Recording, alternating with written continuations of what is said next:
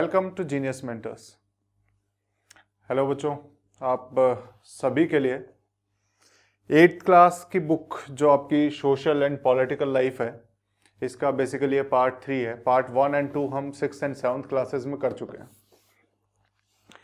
इसकी पार्ट 3 को हम इसमें कवर करेंगे और इसको बहुत अच्छे से कवर करने वाले हैं। जैसे आप देखा होगा जनरली, जैसे हम भी जब छोटे थे तो क्या करते थे, जैसे ही सोशल साइंस का नाम आता था हम भागना शुरू कर देते थे।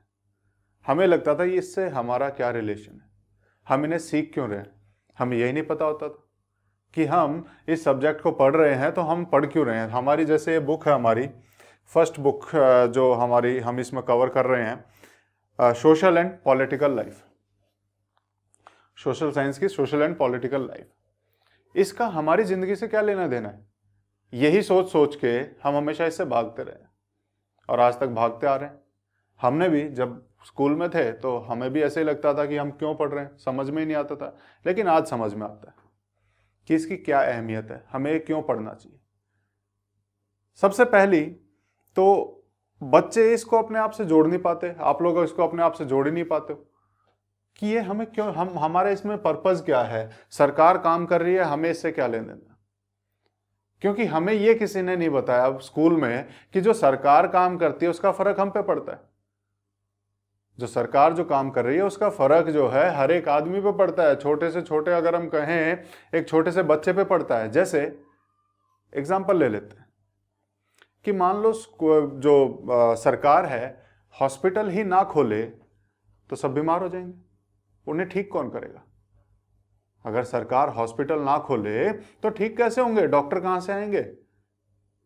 तो आप कहां जाओगे ठीक करवाने के लिए, इलाज करवाने के लिए, प्राइवेट में भागोगे, वहां पैसा खर्च होता है। लेकिन सभी लोग एक जैसे हैं नहीं, कुछ लोग गरीब हैं, कुछ अमीर हैं।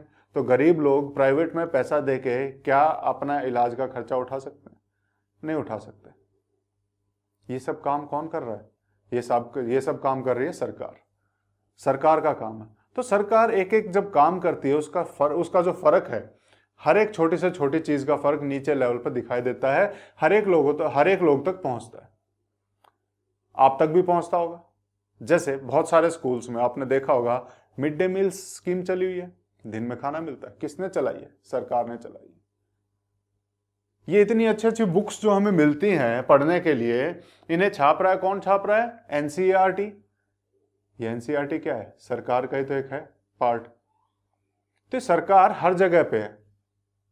जैसे आपकी सुरक्षा के लिए पुलिस है, बिल्कुल है। तो पुलिस कहां से? सरकार की तरफ से, हमारे सहयोग के लिए, हमारी सुरक्षा के लिए। अगर पुलिस ना हो तो हर जगह पे आप देखेंगे कि गुंडागर्दी बढ़ जाएगी। नुकसान किसका होगा? हमारा होगा, हम बच्चों का होगा। इसीलिए हम ये पढ़ते हैं।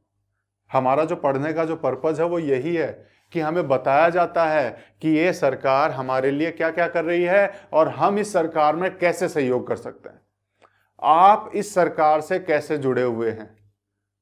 अगर आप अभी तक तो हमने पढ़ा कि सरकार हमारे लिए क्या कर रही है, लेकिन ये बुक हमें बताएंगी कि हम इस सरकार से कैसे जुड़े हुए हैं।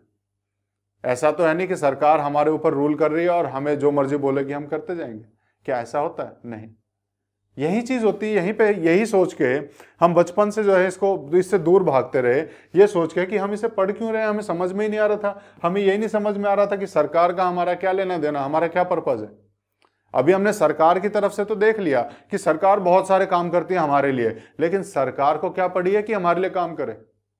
ये भी नहीं सोचा हमने। एक एंगल हमने देखा कि सरकार हमारे लिए बहुत सारे काम कर रही है, लेकिन क्यों? सरकार हमारे लिए काम क्यों करे?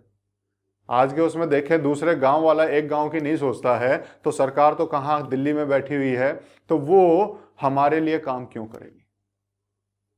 तो इसका रीजन यही है कि सरकार को जो पावर मिलती है वो हमसे मिलती है। कौन देता है सरकार को पावर? सरकार को पावर हम देते हैं। हमसे ही सरकार को पावर मिलती है। हम ही वोट देके सरकार को चुनते हैं और जब हम आवाज उठाते हैं तो हमारी ही आवाज को सरकार को सुनना पड़ता है। तो हम ये नहीं कह सकते कि हम सरकार से अलग हैं। हम भी सरकार का ही तो पार्ट है। हम क्या अपने बारे में नहीं पढ़ेंगे? जैसे बायोलॉजी पढ़ते हैं, बायोलॉजी में तो हम अपने बारे में पढ़ रहे हैं, लेकिन इनडायरेक्टली सरकार का पार्ट हम खुद भी हैं, तो क्या हम अपने बारे में नहीं पढ़े? क्या हमने अपने में से, अपने लोगों में से ही कुछ लोग चुन के सरकार में बैठाए हैं? हमें यह नहीं पता होना चाहिए कि वो कैसे काम करते हैं? हमें यह भी पता होना चाहिए। तो वही सारी चीजें हम सीखेंगे और उन्हीं चीजों को सीखेंगे। जैसे 6th क्लास में आपने सीखा होगा पंचायत के बारे में, कि पंचायत कैसे काम करती है। पंचायती राज हमने देखा, वो तो आपके बिल्कुल गांव के बिल्कुल आसपास का एरिया हो जाता है, वहां तो आप देखते भी होंगे कि पंचायतों का काम कैसे चलता है। इससे 2 फायदे। पहला, एक तो आपको नॉलेज मिली, पहला तो आपको नॉलेज मिली कि पंचायत काम कैसे करती है। दूसरा, आपकी ये नॉलेज आपकी तरफ एक चीज और बढ़ाएगी, क्या कि अगर पंचायत उस तरीके से काम नहीं करेगी जैसा आपने पढ़ा है, तो आप जाके बोल सकते हो कि नहीं ये गलत है। कैसे बोलोगे? आपके पास अधिकार हैं बोलने के, और अधिकार होने के साथ साथ बिना ज्ञान के बोल पाओगे? नहीं। तो ये ज्ञान आपके पास होगा तभी तो बोलोगे। तो यही चीज हम पढ़ रहे हैं कि हमने पावर दे दी कुछ लोगों को, लेकिन वो पावर का गलत तो नहीं यूज कर रहे। ये हमें पता होगा तभी कि जब तक हमें ये ना पता हो कि ये पावर उनके पास है कि नहीं, और ये पावर उनके पास है तो उसको कैसे यूज कर सकते हैं। तो यही सारी नॉलेजेस हमें बुक दे रही है। जैसे सबसे पहली बुक मैंने लिया पंचायत का नाम। पंचायत को तो आप बिल्कुल नजदीक से देखते हैं और पंचायत के बारे में आपने देखा भी। सेकंड, 7th क्लास में गए। 7th क्लास में हमने स्टेट गवर्नमेंट के बारे में पढ़ा, राज्य सरकारें क्या करती हैं, राज्य सरकार कैसे काम करती है, वो सब पढ़ा। अब हम आ गए हैं 8th क्लास में, और 8th क्लास में हम क्या पढ़ेंगे? हम पढ़ेंगे यूनियन गवर्नमेंट के बारे में या फिर सेंट्रल गवर्नमेंट के बारे में। और यही सेंट्रल गवर्नमेंट के बारे में हम जानेंगे। धीरे धीरे हम अपना लेवल बढ़ाते जा रहे हैं। अब जब तीनों गवर्नमेंट के बारे में जान लोगे, अब आप सोचोगे कि फिर अगली क्लासेस में क्या पढ़ेंगे। अब आपके दिमाग में क्वेश्चन चल रहा होगा कि अगली क्लासेस में हम क्या पढ़ेंगे। अगली क्लासेस में जो अभी तक हम पढ़ते हैं 6th में, 7th में, 8th में, इन्हीं के ही और ज्यादा क्लैरिफाई करेंगे, इन्हीं को और ज्यादा अच्छे से पढ़ेंगे। अभी तक तो हम सिर्फ बेसिक कॉन्सेप्ट पढ़ रहे हैं कि होता क्या है, फिर उनके और ज्यादा डीप में नॉलेज लेंगे अगली क्लासेस में। तो यहां तक हमें इसके बारे में जानना है। अब हम चलते हैं हमारी 8th क्लास की बुक के बारे में, जहां हमें पता है कि हमें क्या पढ़ना है। हमें पढ़ना है यूनियन गवर्नमेंट के बारे में, सेंट्रल गवर्नमेंट के बारे में। क्या क्या पढ़ना है? तो जरूर आपके सामने बुक होगी, और ये बुक में आपने देखा होगा कि सबसे पहला जो आपकी यूनिट है, ये क्या है? The Indian constitution and secularism. पहली यूनिट के 2 चैप्टर हैं। पहला जो हमें कॉन्स्टिट्यूशन के बारे में बताएगा, हम इसके बारे में बात करेंगे, कॉन्स्टिट्यूशन क्या होता है। आज का हमारा टॉपिक यही है बेसिकली, कि कॉन्स्टिट्यूशन होता क्या।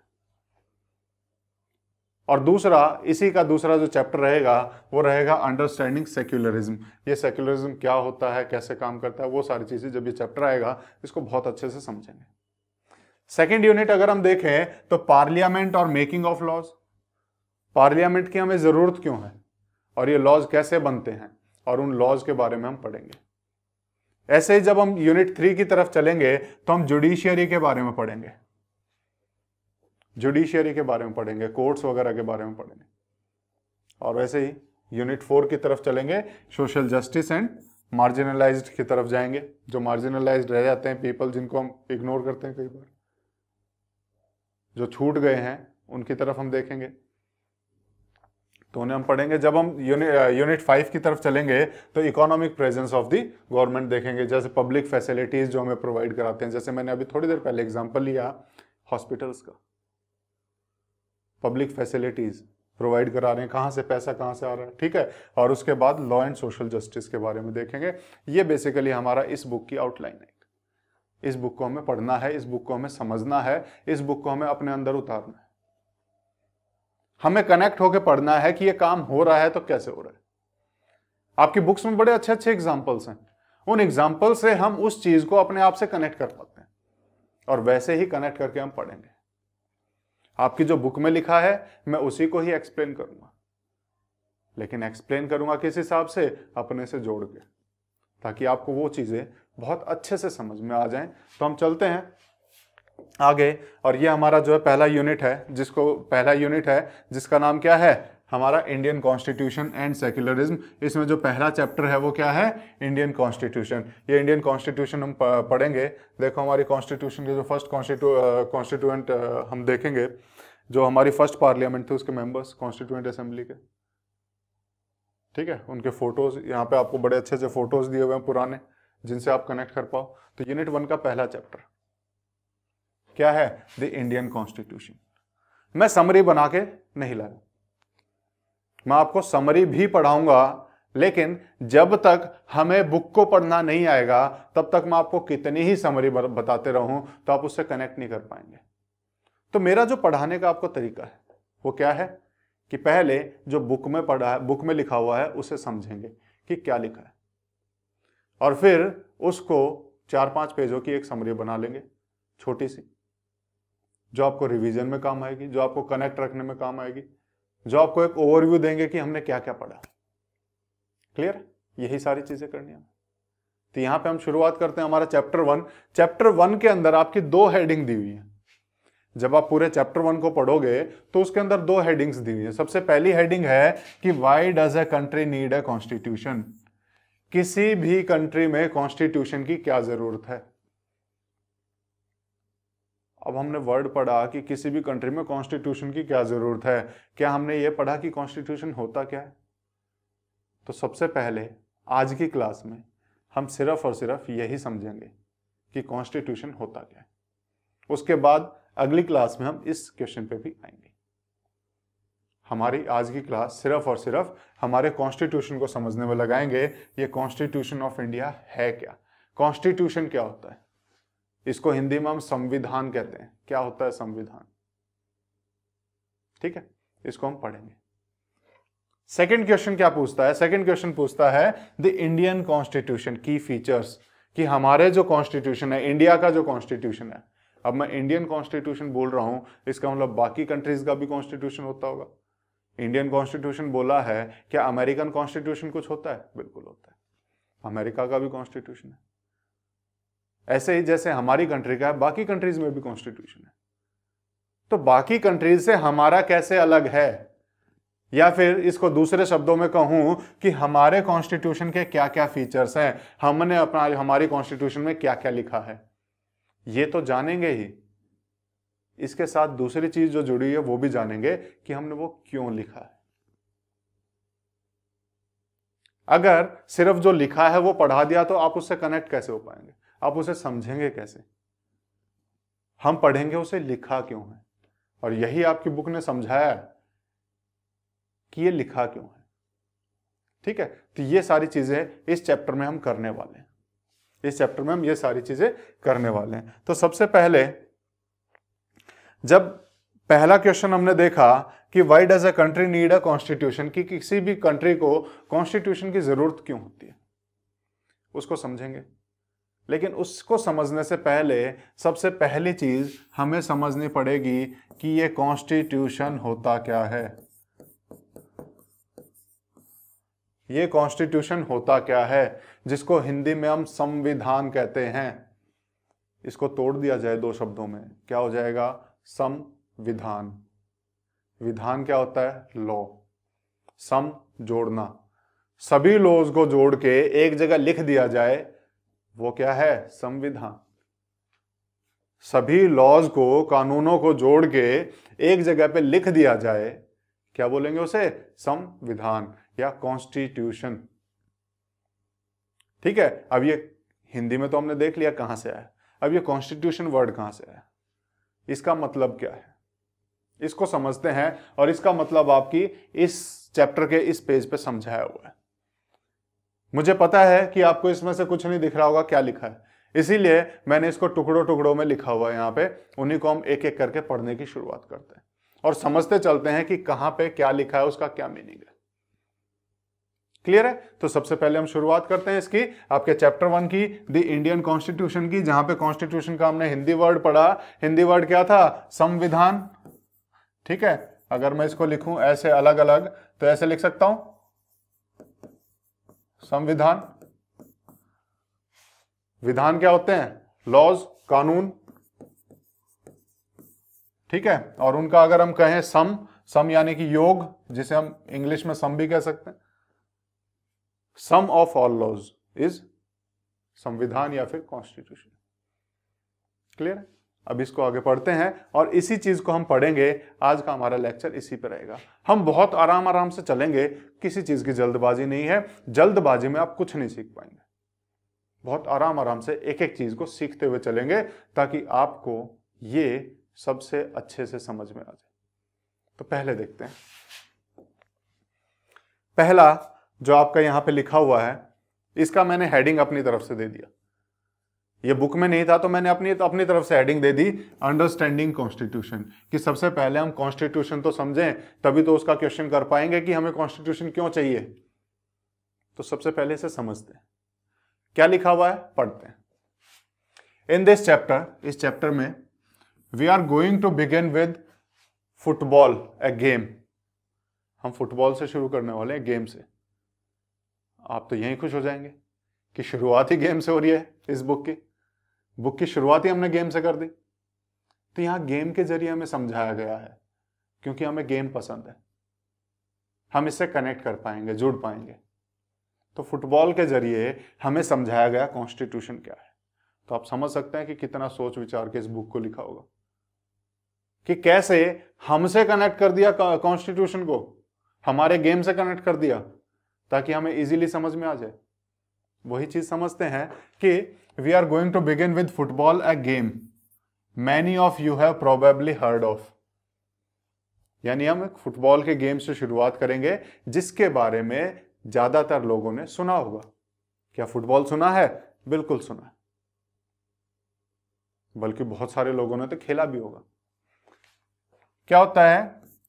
और इवन प्लेड, कुछ लोगों ने तो खेला भी होगा।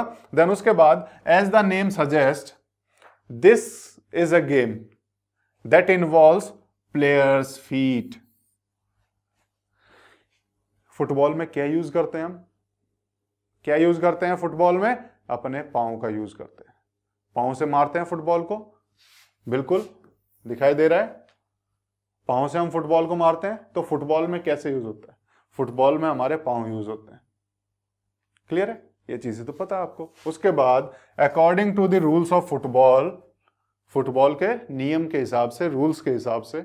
अब मैं आपको हिंदी क्यों बता रहा हूं एक एक वर्ड की, ताकि आप भी अपने पास इस बुक को खोलें और इसको मेरे साथ पढ़ने की कोशिश करें। आपको ये बुक खोलनी है और मेरे साथ साथ इसको पढ़ने की कोशिश करनी है, समझने की कोशिश करनी है। जहां पे जिस चीज का मीनिंग आपको नहीं पता है उस चीज को लिखने की कोशिश करनी है, ताकि अगली बार जब आप ये बुक खोलेंगे तो आपको मेरी जरूरत ना पड़े। आप बिना मेरी जरूरत के उस बुक को मेरे से भी अच्छा समझ पाएं। इसीलिए जितनी मेहनत मैं इस बुक पे करूंगा, मेरे से ज्यादा मेहनत आपको करनी पड़ेगी। शुरू कीजिए और बुक को अपने साथ रखिए। तो according to the rules of the football, if the ball touches the arm of any player, अगर बॉल किसी के हाथ पे टच होती है, खेल पांव से रहे हैं लेकिन हाथ पे टच होगी तो क्या होगा? तो क्या होगा? इसको हम फाउल मानते हैं। इसको हम फाउल मानते हैं कि गेम के रूल्स के हिसाब से सही नहीं है, ये पेनल्टी हो गई, फाउल हो गया है। तो ये तो गलती हो गई कि आपने खेलना पांव से था, आप हाथ से क्यों टच कर रहे हो? हाथ से टच करना किसे अलाउड है? जो बाउंड्री के बाहर खड़ा हो या फिर जो गोलकीपर हो। क्या उसके अलावा कोई कर सकता है? नहीं। जितने प्लेयर्स ग्राउंड में होंगे वो सिर्फ और सिर्फ अपने पांव का यूज कर सकते हैं। हाथ का यूज करते उसे फाउल मानेंगे। क्लियर है? क्यों? गेम का रूल है भाई, यही तो गेम का रूल है कि आपको सिर्फ पांव यूज करना है। क्लियर है? थोड़ा सा आगे चलते हैं, हमें समझ में आएगा। So if players start holding the football in their hands and passing it around, अगर ये जो फुटबॉल के प्लेयर हैं पांव से ना खेल के उस बॉल को उठा के अपने हाथ से एक दूसरे को पास करने लग जाएं तो क्या होगा? तो क्या होगा यहां पे? Then they are not playing football. तो इसका मतलब वो फुटबॉल नहीं खेल रहे हैं। फुटबॉल का मतलब तभी है जब हम लात से मार के बॉल को खेलें। जब हम इसको अपनी लात से पांव से मारेंगे तभी तो ये फुटबॉल है। अगर हाथ से उठा के ऐसे फेंकने लग जाएंगे, क्या फुटबॉल रहेगी? हाथ से मार के खेलने वाले गेम को हम वॉलीबॉल कहते हैं। क्या हम उसे फुटबॉल कहते हैं? इसे तो हम वॉलीबॉल कहते हैं। हल्की सी चेंज हुई, गेम के रूल में चेंज हुआ, गेम ही चेंज हो गया। गेम के रूल में हमने थोड़ा सा चेंज किया, गेम ही चेंज हो गया। कहां फुटबॉल था जो पांव से मार रहे थे, अगर हम हाथ से मारने लग जाएं तो वो क्या हो जाता है? वॉलीबॉल हो गया। अरे वाह, एक छोटे से रूल ने पूरे गेम को चेंज कर दिया। बताओ, ऐसा भी होता है? बिल्कुल होता है। हर गेम के अपने कुछ नियम होते हैं, लॉज होते हैं, रूल्स होते हैं। किसी भी गेम को उन्हीं रूल्स के हिसाब से खेला जाना चाहिए। आप भी बहुत सारे गेम खेलते होंगे, आपको भी पता है हर गेम के अपने अपने नियम होते हैं। अब आप क्रिकेट खेलने जाएं, वहां पे जो बॉल आ रही है उसको आप बैट से ही मारेंगे ना, या सामने खड़े हो जाएंगे और आके जैसी आएगी कैच करके उसे फेंकेंगे बाउंड्री के पार और बोलेंगे मैंने तो 6 लगा दिया, है ना? बैट का ही यूज करेंगे मारने के लिए। क्यों? क्योंकि क्रिकेट का रूल है वो। फुटबॉल आएगी तो पांव से ही मारेंगे ना, फुटबॉल का रूल है वो। आगे देखते हैं उसके बाद। Similarly other games such as hockey और cricket also have rules according to which they are played. तो अलग अलग जो गेम्स हैं उनके भी अपने अपने रूल्स हैं जिसके हिसाब से वो खेले जाते हैं, जैसे मैंने अभी एग्जांपल्स दिए आपको। क्लियर है? Each of these rules help define the game and help us distinguish one game from another. यही रूल जो हैं एक गेम को दूसरे गेम से अलग करते हैं। पांव से मारना है तो फुटबॉल, और अगर मैंने रूल चेंज कर दिया कि नहीं आपको हाथ से मारना है, तो गेम चेंज हुआ कि नहीं हुआ? हम वॉलीबॉल पहुंच गए। क्लियर है? रूल चेंज हुआ, गेम चेंज हो गया। तो एक पर्टिकुलर अगर रूल किसी गेम पे अप्लाई हो रहा है, या मैं कहूं कि पांव से मारने वाले जिसमें हम गेंद को पांव से मारते हैं उस गेम को क्या बोलते हैं? आप फटाक से बोलोगे फुटबॉल कहते हैं। क्या मैं उसे वॉलीबॉल कहूंगा? नहीं कहूंगा। समझ में आया कि रूल चेंज होते ही गेम चेंज हो गया। ठीक है, ये चीज समझ में आई होगी। और यही रूल उस गेम को डिफाइन करते हैं। ये जो रूल बने हुए हैं ये उस गेम को डिफाइन करते हैं कि अगर ये गेम है तो इसके साथ कुछ रूल्स हैं, या फिर कुछ रूल्स हैं तो किस गेम के, उन रूल की वजह से गेम बनता है। उन रूल्स की वजह से गेम बनता है। क्लियर है? ये चीज आपको समझ में आई होगी। और यही रूल्स एक गेम को दूसरे गेम से अलग भी करते हैं, as these are fundamental to the game. ये जो रूल्स हैं ये फंडामेंटल हैं गेम के, बेसिक्स हैं गेम के, एसेंशियल हैं गेम के, जरूरत है इनकी गेम की, यही गेम्स। ठीक है, तो क्या गेम्स बोल रहा हूं, यही रूल्स जो हैं इन गेम के लिए फंडामेंटल्स की तरह काम करते हैं, एसेंशियलिटी की तरफ काम करते हैं, उनकी जरूरत के हिसाब से काम करते हैं, जरूरत की चीजें हैं ये। क्लियर है? We can also call them constitutive. इन्हीं रूल्स को हम कॉन्स्टिट्यूटिव रूल्स भी कह सकते हैं। क्या कह सकते हैं? Constitutive rules. ठीक है, इस कॉन्स्टिट्यूटिव का मीनिंग भी क्या होता है? एसेंशियल होता है, जरूरत होता है, एसेंशियल होता है कि ये बहुत बेसिक है, ये एसेंशियल हैं, ये तो बहुत जरूरी हैं। ठीक है, तो यहां पे आपको समझ में आएगा constitutive rules of the game. इन्हीं फंडामेंटल रूल को हम constitutive rules of the game कहते हैं। क्लियर है इतनी चीजें? यहां तक आपको कोई दिक्कत है? कोई दिक्कत नहीं आई होगी मेरे हिसाब से। आगे चलते हैं। Like this games a society, आप गेम को सोसाइटी से जोड़ रहे हैं, एक गेम को सोसाइटी से जोड़ दिया, जिसमें हम रहते हैं उस समाज से जोड़ दिया, उस सोसाइटी से जोड़ दिया। जैसे इन गेम्स में रूल होते हैं वैसे ही like this games a society also has constitutive rules. एक सोसाइटी के, समाज के भी एक कॉन्स्टिट्यूटिव रूल होते हैं, एसेंशियल रूल होते हैं, फंडामेंटल रूल होते हैं। क्लियर है? ये चीज समझ में आई? कैसे? अगर हम देखें, ट्राइबल्स के बारे में आपने सुना होगा, जो जंगल में रहते हैं, उनका रहने का तरीका अलग होता है। जो शहर में रहते हैं उनका रहने का तरीका अलग होता है, जो गांव में रहते हैं उनके रहने का तरीका अलग होता है। क्यों अलग है? क्योंकि उनके फंडामेंटल रूल अलग है। गांव वालों के अलग मिलेंगे, शहर वालों के अलग मिलेंगे, ट्राइबल वालों के अलग मिलेंगे। तभी तो आप उन सोसाइटीज को देखते ही बता दोगे कि ये ट्राइबल सोसाइटी है, ये गांव की सोसाइटी है, ये एक शहर की सोसाइटी है। या एक सोसाइटी को दूसरी सोसाइटी से अलग करने के लिए हम उसके रूल देख लें तो हमें समझ में आ जाएगा कि ये इस सोसाइटी का नहीं है, ये दूसरी सोसाइटी से बिलोंग करता है। पहनावा, जो हम ड्रेस पहनते हैं, ड्रेस भी एक सोसाइटी से दूसरी सोसाइटी में चेंज होती है। तो क्या मैं ड्रेस को एक कॉन्स्टिट्यूटिव रूल कह सकता हूं? बिल्कुल कह सकता हूं। यह भी उसका एक एसेंशियल रूल हो सकता है कि ड्रेस के हिसाब से भी सोसाइटी के रूल्स, वो सोसाइटी चेंज हो रही हो सकता है कि किसी सोसाइटी में ये अलाउड ही ना हो कि आप शर्ट या टी शर्ट पहन सकते हैं, उसकी जगह सिर्फ कुर्ता पजामा पहन सकते हैं, है ना? तो वो उसके कॉन्स्टिट्यूटिव रूल्स हो जाते हैं, जो उसके बेसिक रूल हो जाते हैं। तो जैसे एक रूल चेंज होते ही गेम चेंज हो जाता है, ऐसे ही एक रूल चेंज होते ही सोसाइटीज में भी चेंज आ जाता है। या इसको दूसरे शब्द में कहूं कि जो एक सोसाइटी है उसके भी कुछ फिक्स रूल होते हैं जो वो अपने लिए बनाते हैं, साथ में रहने के लिए बनाते हैं। क्लियर है? और उन्हीं रूल्स को हम क्या बोलेंगे? Constitutive rules. क्या बोला हमने? Constitutive rules. और कॉन्स्टिट्यूटिव का मीनिंग मैंने क्या बताया आपको? एसेंशियल। क्या बताया मैंने इसका मीनिंग आपको? एसेंशियल।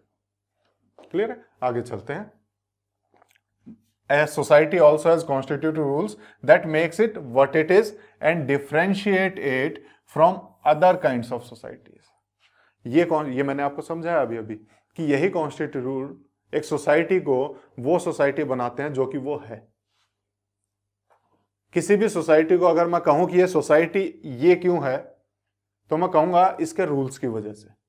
तो ये रूल्स एक सोसाइटी को बनाते हैं वो जो कि वो आज है, और यही रूल्स उस सोसाइटी को दूसरी सोसाइटी से अलग भी करते हैं।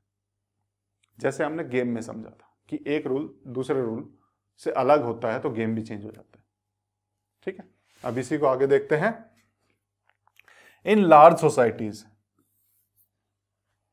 जो बड़ी बड़ी सोसाइटीज हैं, जो बहुत बड़ी बड़ी सोसाइटीज हैं, वहां पे डिफरेंट कम्युनिटीज ऑफ पीपल, अलग अलग कम्युनिटी के पीपल रहते हैं। Different community of people live together. बड़ी बड़ी सोसाइटीज में होंगे, वहां पे अलग अलग कम्युनिटीज के लोग, अलग अलग कम्युनिटीज के लोग एक साथ रहते हुए मिल जाएंगे, आपको बिल्कुल मिल जाएंगे। तो वहां क्या होता है? तो यहां पे जो रूल होंगे ना, ऐसा तो है नहीं कि मतलब 4-5 लोग हैं आपस में बैठ के डिसाइड कर लिया कि हम इस रूल से रहेंगे। वो तो चल जाएगा, 4-5 लोगों में, 10-12 लोगों में चल जाएगा। लेकिन जब बहुत बड़े समुदाय की बात आती है, बहुत बड़ी सोसाइटीज की बात आती है, तब क्या करें? उस टाइम पे क्या वर्बल रूल्स चलेंगे कि नहीं हमने ये डिसाइड किया था, हमें तो ऐसा करना था? बड़ी सोसाइटीज में ऐसी चीजें चल जाएंगी? नहीं। तो हमें वहां क्या करना पड़ेगा? वहां पे these rules are formulated through consensus. वहां हमें ये रूल्स आपसी सहमति से बनाने पड़ते हैं। कंसेंसस, सहमति, आपस में एग्रीमेंट करके। कंसेंसस का दूसरा मीनिंग अगर हम देखें, एग्रीमेंट भी कह सकते हैं, हिंदी में देखें तो सहमति भी कह सकते हैं। तो आपसी सहमति से, आपसी एग्रीमेंट से, आपस में बैठ के एग्रीमेंट कर लेंगे या सहमति कर लेंगे कि हम इस सोसाइटी में ये रूल्स लागू करेंगे जो सबको मंजूर होंगे। कि सबसे पूछ लेंगे कि ये इस रूल से देखेंगे, अगर तुम्हें रहना है तो देख लो। तो जिस जिसको रूल्स मंजूर है वो सोसाइटी के साथ जुड़ेंगे, या नहीं है तो बोलेंगे नहीं इसमें थोड़ा सा चेंज कर लो तो हम भी रहने लग जाएंगे। ऐसा ही होता है, सबकी सुनी जाती है एक सोसाइटी में, तो ऐसे ही सबकी यहां पे सुनी जाएगी।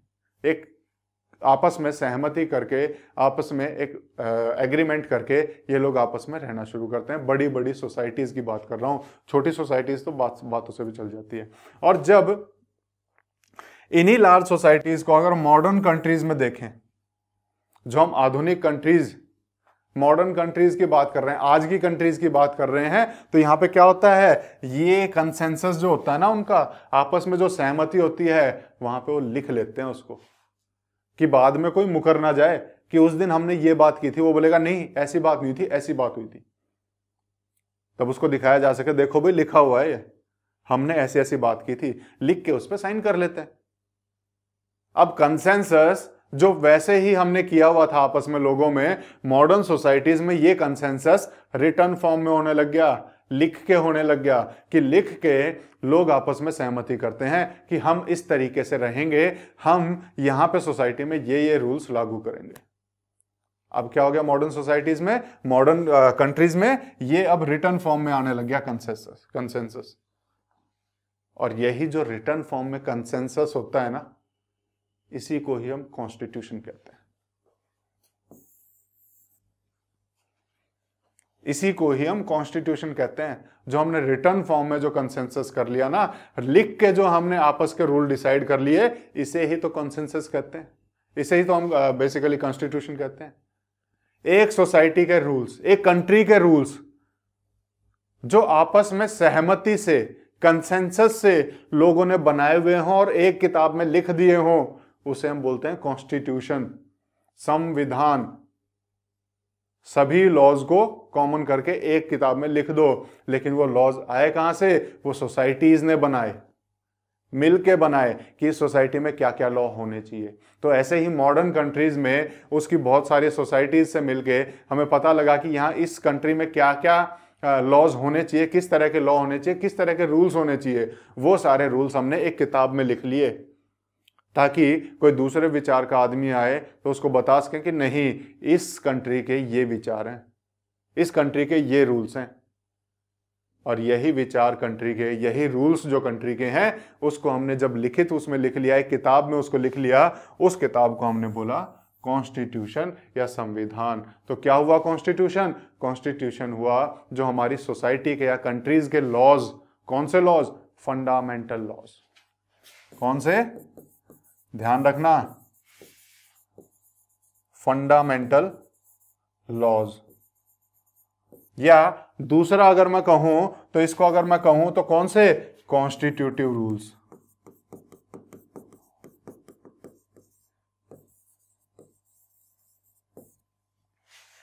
ऐसी किताब जिसमें उस सोसाइटी के कॉन्स्टिट्यूटिव रूल्स लिखे हुए हैं या फिर फंडामेंटल लॉज लिखे हुए हैं, उसको हम क्या बोलेंगे? कॉन्स्टिट्यूशन बोलेंगे उस देश का। यह बात आपको समझ में आ गई होगी। अब देखते हैं, discuss with your teacher what you understand by the constitution. Constitutive word से क्या समझते हैं, टीचर के साथ डिस्कस करो। तो भाई मैं खड़ा हूं, डिस्कस कीजिए आप मुझसे। मुझे लगता है आप सभी को इसका मीनिंग समझ में आ गया होगा कि कॉन्स्टिट्यूटिव का मीनिंग क्या होता है। कॉन्स्टिट्यूटिव का मतलब होता है एसेंशियल, जरूरी, फंडामेंटल। ठीक है, किसी भी सोसाइटी के कुछ रूल्स होते हैं fundamental rule, essential rule. Game के भी कुछ फंडामेंटल रूल होते हैं, एसेंशियल रूल होते हैं, उन्हें ही हम वहाँ के कॉन्स्टिट्यूटिव रूल्स बोलते हैं। और इसके एग्जाम्पल भी हमने बहुत सारे देखे एवरीडे लाइफ में। आप अपने घर के हिसाब से देख लिए, हर घर के अपने अलग अलग रूल होते हैं। आपके घर के भी कुछ अलग रूल होते होंगे। कई घरों में सुबह उठते ही सब बोलते हैं कि हमें पूजा करनी है, लेकिन कई घरों में सुबह उठते ही चाय पीने का रिवाज होता होगा। तो उस घर के वो अलग रूल हो गए, अलग घर के अलग रूल हो गए, हर घर के हिसाब से अलग अलग रूल्स चलते हैं, और वो उस घर के कॉन्स्टिट्यूटिव रूल्स हैं, फंडामेंटल रूल हैं, एसेंशियल रूल हैं। घर में तो हम बात करके कर लेते हैं, लेकिन जब बड़ी सोसाइटी में करना होता है तो हमें रूल लिखने पड़ते हैं, लिख के साइन लेने पड़ते हैं कि हम इस हिसाब से चलेंगे। और जब कंट्री की बात आती है तो ऐसे लिखे हुए रूल्स को हम कॉन्स्टिट्यूशन कहते हैं। यहां तक आपको चीजें समझ में आई होंगी।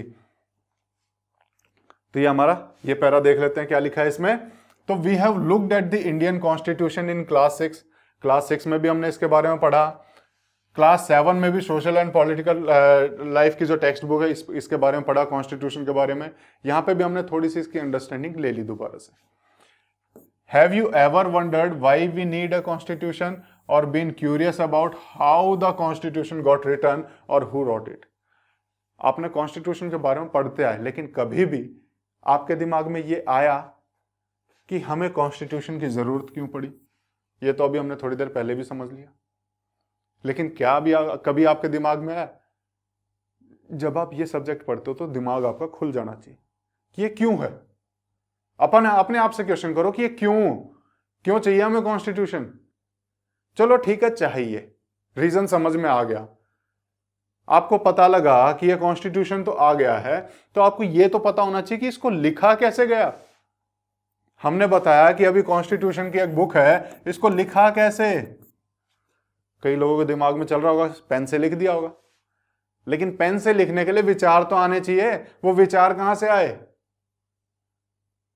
कहां से आए वो विचार, ठीक है, और किसने उसको लिखा, ये सारे क्वेश्चंस के जवाब हम इनके बारे में देखेंगे कि इसको किन्होंने लिखा और ये जो इसमें लिखे हुए हैं ये विचार हमें कहां से आए। यही सारी चीजें हम इस चैप्टर में करने वाले हैं, जो हमारा चैप्टर आज का है। तो in this chapter we will discuss both these issues, इन दोनों इश्यूज को हम इस चैप्टर में कवर करने वाले हैं। Also look at the key features of the Indian constitution. इसके अलावा हम इंडियन कॉन्स्टिट्यूशन के की फीचर्स को भी देखने वाले हैं, जैसे हमने थोड़ी देर पहले बात कही थी। Each of these features is crucial to the working of democracy in India, and some of these will be the focus of different chapters in this book. इसमें अगर हम देखें, ये जो फीचर्स हम डिस्कस करेंगे ये हमारी डेमोक्रेसी के लिए, हमारे देश में क्या चलती है, डेमोक्रेसी, इसके ऊपर भी हम बात करेंगे आने वाले लेक्चर्स में। ये डेमोक्रेसी के लिए फीचर्स बहुत इंपॉर्टेंट, उसको बनाए रखने के लिए। उसके अलावा जो अलग अलग फीचर्स हैं उसको हम आने वाले चैप्टर्स में एक एक करके देखते चलेंगे, ठीक है। तो उसके बारे में चिंता नहीं करना है कि ये क्या क्या पढ़ा दिया, सबके बारे में हम डिटेल में पढ़ते चलेंगे, ठीक है, इसी बुक में हम पढ़ेंगे। तो ये हमने आज का जो पहला जो पेज था उसको समझा। सबसे पहले हमें कॉन्स्टिट्यूशन समझ में आएगा, तभी हम समझेंगे कि इसकी जरूरत क्यों। तो ये चीज आपको समझ में आई होगी। तो आज का जो टॉपिक है उसकी समरी देख लेते हैं। Every game has specific rules of playing. Her game के अलग अलग रूल्स होते हैं जो उसको दूसरे गेम से अलग करते हैं। समझ में आया? जैसे ये रूल्स फंडामेंटल है उस गेम के लिए जरूरी है, ऐसे ही इसीलिए हम उसको क्या बोल सकते हैं, कॉन्स्टिट्यूटिव रूल बोलते हैं उस गेम के। जो फंडामेंटल रूल्स हैं, जो एसेंशियल रूल्स हैं, इसको फंडामेंटल को हम एसेंशियल भी कह सकते हैं, एसेंशियल रूल्स हैं, इसको हम कॉन्स्टिट्यूटिव रूल्स भी बोल सकते हैं उस गेम के। और जैसे हर गेम के अलग अलग कॉन्स्टिट्यूटिव रूल्स होते हैं, ऐसे ही that makes it what it is and differentiate it from other kind of societies. जैसे गेम के होते हैं ऐसे सोसाइटीज के भी होते हैं। तो सोसाइटी के रूल्स भी एक दूसरी सोसाइटी को एक दूसरे से अलग करते हैं, यही रूल्स, और उस सोसाइटी का वो फीचर बनते हैं कि इस सोसाइटी में ये रूल लागू होते हैं, ठीक है। ऐसे ही जब लार्ज सोसाइटीज की बात करते हैं, लार्ज सोसाइटीज में ये रूल्स, कॉन्स्टिट्यूटिव रूल्स, कंसेंसस के थ्रू, सहमति के थ्रू आते हैं। और जब हम मॉडर्न कंट्रीज की बात करते हैं, यही कंसेंसस हमारा रिटर्न फॉर्म में आ जाता है, और इसी रिटर्न फॉर्म को, इसी रिटर्न डॉक्यूमेंट को हम कॉन्स्टिट्यूशन में कह लेते हैं कि ये हमारा कॉन्स्टिट्यूशन है। इतनी सी बात थी, यही चीज हमने समझी, और आपको भी मुझे लगता है कि अच्छे से समझ में आई होगी। और इसका अगले पार्ट में हम आगे की बात करेंगे। आज सिर्फ हम इतनी ही बात करते हैं। इसी चीज को एक बार फिर से आपको रिवाइज करना है ताकि आपको ये बहुत अच्छे से समझ में आ जाए। तो बच्चों, आज के लिए विदा लेते हैं, खत्म करते हैं आज के लेक्चर को यहीं पे। Thank you.